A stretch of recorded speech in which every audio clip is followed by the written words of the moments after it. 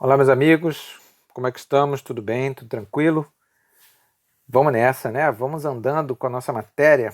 As avaliações estão chegando, então está faltando só a gente falar de permeabilidade, né? Em máquinas elétricas. Bom, eu preparei aqui alguns slides, né? E a gente vai entender um pouco sobre o que é. Bom, já falamos, vamos fazer só um pequeno resumo, né? Já falamos de campo magnético, já falamos de intensidade de campo, já falamos de fluxo magnético, já falamos de densidade magnética. Agora, nós vamos falar de permeabilidade magnética. Então, o que vem a ser a permeabilidade? Bom, vamos ler um pouquinho o texto aqui e daqui por diante a gente vai desenrolando o assunto, tá? Ó, quando se fala em permeável, logo associamos a algo que permite a passagem, né?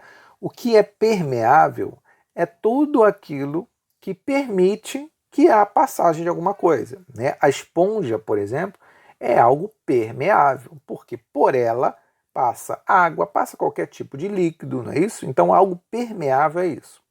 Sob a ótica da permeabilidade, podemos dizer que o ferro possui maior permeabilidade que o vácuo. Vamos entender mais na frente, tá? Por essa razão, as linhas de força se concentram facilmente em torno do ferro e não fora dele. Matematicamente, a permeabilidade magnética, representada por Ni, né, que é o micro, aliás, né, que é esse sinalzinho que eu botei, é definida como a relação entre o campo beta, que é, já falamos sobre isso, né, é a indução magnética, e o campo H, que é a intensidade de campo. Então, existe uma relação entre permeabilidade, indução magnética e intensidade de campo. São três coisas que andam juntas. Para que a permeabilidade magnética ela possa ser permeável, né, como o próprio texto está dizendo, significa que tanto a indução como a intensidade de campo elas precisam ter uma relação. De acordo com os seus valores ou relação entre eles, essa permeabilidade ela vai existir ou não, vai depender. Só que observa no texto que o texto diz assim: ó, podemos dizer que o ferro possui maior permeabilidade do que o vácuo. O que ele quer dizer com isso? Significa que no vácuo existe já uma permeabilidade própria do vácuo. Né? O que você entende como vácuo? Né? Vácuo, só para quem nunca ouviu falar, né, é importante dizer, é aquele local, o recipiente, um local onde há ausência de oxigênio. Ar, não tem ar. Quando um local não tem ar, significa que ele não tem oxigênio. Se ele não tem oxigênio, ele não tem, ele não, como a gente vê nos filmes, né? Ele não tem peso, né? O ar passa a não ter peso nenhum. Então, o que você colocar dentro de um local sem ar, aquilo ali não vai ter peso nenhum. E é por isso que as coisas flutuam, né, no local, no vácuo.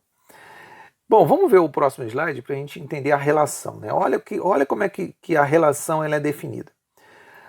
O micro, que é essa letrinha U aí, né? O micro será a permeabilidade do material. Atenção, permeabilidade do material, que pode ser qualquer um. Né? Eu dei o exemplo da esponja. Existe a permeabilidade do ferro, do alumínio, do cobre, do ouro, tá? De diversos materiais, cada um deles tem a sua permeabilidade específica. Então, de acordo com a permeabilidade daquele material específico, eu tenho uma relação com a indução e com a intensidade de campo. São duas coisas que andam em uma relação. Ok? Olha a unidade de medida da permeabilidade. Ela é medida em Henry. Olha como é que a gente vai escrever isso aí. Henry, que é o H, por metro. Então a sua unidade vai ficar assim, ó. H por M, H barra M. Né? Ficaria assim a relação entre indução, né? Densidade dividido pela intensidade de campo. Ok? Muito bem, vamos ver mais para frente que é essa permeabilidade no vácuo que eu acabei de falar. Primeiro vem a simbologia, olha só a simbologia. A simbologia é o micro e o zero, tá? Não é O não. Então ó, é o micro e o zerinho aí do lado. Para o vácuo, beta e H têm o mesmo valor, apesar de expressos em unidades diferentes. Então a gente já pode dizer, como eu acabei de falar, que no vácuo não existe ar nenhum, então não tem permeabilidade, né? Na realidade, não tem densidade, perdão, e não tem intensidade de campo. O que a gente falou lá no início do nosso bimestre? Que a intensidade de campo não eram aquela quantidade de linhas de campo que se cria quando você tem lá ali uma polaridade do ímã, por exemplo. Então ali, aquilo não vai existir, né, no vácuo. Então por essa razão, para relacionar beta e H em suas respectivas unidades, a permeabilidade no vácuo vai ter um valor fixo. Olha aqui, ó, valor padrão fixo da permeabilidade de um determinado material no vácuo. Ó, 4π, grava isso que você vai precisar. 4π vezes 10 elevado a menos 7. Então tá aí, ó. Esse vai ser o valor da permeabilidade no vácuo, ó, Henry por metro. Tá vendo aqui, ó? De novo, já entrou a unidade, ó, Henry por metro. Então eu vou pedir para que você decore este número, porque você vai precisar dele mais na frente, quando a gente for fazer relação entre permeabilidade do material com permeabilidade no vácuo. Tá bom? Então vamos lá, seguindo. Permeabilidade relativa. Ó, já falamos da permeabilidade do material e já falamos da permeabilidade no vácuo. Vamos ver a relativa. O que é a relativa? É a razão, ó, razão entre a permeabilidade do material e em relação à do vácuo. Olha só como é que vai ficar a nossa relação de razão. Olha aqui, ó. A permeabilidade relativa é a permeabilidade do material dividido pela permeabilidade no vácuo. Ok? Vou tentar escrever aqui para ficar maior para vocês. Ó. Permeabilidade relativa é igual a permeabilidade do material dividido pela permeabilidade no vácuo. Ó, zerinho aqui pequenininho. Ok? Basta fazer essa divisão e pronto. Tem unidade de medida para razão? Não. Olha que interessante aqui, ó. Unidade relativa de permeabilidade relativa não, ó, não tem, ok? Você não vai usar a unidade H por metro, Henry por metro, porque é uma razão, né? Razão, você elimina toda e qualquer unidade de medida. Então, não tem unidade de medida para permeabilidade relativa. Perfeito, meus amigos? Até aí, ok? Sem problemas? Então, vamos lá.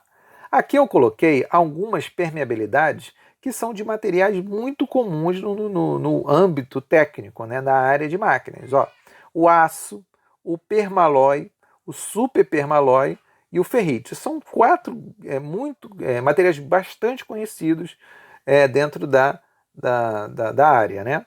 Então, a permeabilidade relativa deles são essas aí que estão aí na tabela. Ó. Tenho a inicial e a máxima, que é o maior valor de permeabilidade que ele consegue chegar. Tá? Em termos de cálculo, eu já vou adiantar a vocês que a gente utiliza a primeira coluna. Tá? Por exemplo, vamos supor que na prova esteja assim. Qual a permeabilidade relativa do aço silício? Então, você teria dois valores, né, aqui.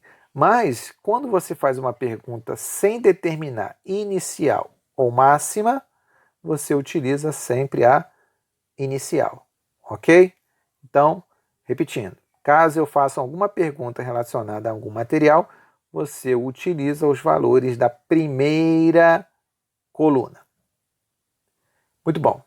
Perfeito até aí? Só teoria, tá, meus amigos? Só teoria. Bom, então, ó, eu tenho aqui alguns exercícios que eu coloquei aqui para a gente poder treinar a aplicação dessas formas, tá bom? Lembrando, esses exercícios que estão aqui são exercícios que você vai fazer, vai tentar fazer, tá bom? Usando aí tudo que você já tem, as aulas de videoaulas, as aulas da sala, como a gente já tem algumas, você vai tentar fazer e vai me mandar esses exercícios na plataforma Classroom, ok? Então são só 3 perguntinhas, você tenta fazer, por quê? Porque são perguntas que provavelmente vão estar na prova. E dessa vez eu vou fazer diferente. Você vai tentar fazer, tá? E durante a semana, até o final da semana, né, eu vou mandar para vocês o gabarito, tá? De cada questãozinha dessa para você saber se você acertou ou se errou. Perfeito? Bom, meus amigos, ó, um grande abraço para vocês, saúde principalmente, e até a próxima. Um abraço.